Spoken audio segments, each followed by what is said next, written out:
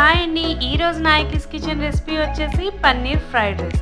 కొన్ని చాలా సింపుల్‌గా ఉంటాయి కానీ డెలీషియస్‌గా ఉంటాయి. అలాంటి రెసిపీలో one of the recipe paneer fried rice. ముందుగా బాస్మతి రైస్ బాయిల్ చేసుకొని స్ట్రెయిన్ చేసి పక్కన పెట్టేసుకోండి. హాఫ్ బాయిల్ చేసుకోవాలి. తర్వాత పన్నీర్ క్యూబ్స్ కట్ చేసుకొని ఉప్పు, కారం, కొద్ది కార్న్ ఫ్లోర్ వేసేసుకొని అలా నూనెలో ఫ్రై చేసుకున్నారంటే క్రిస్పీగా టర్న్ అవుతాయి.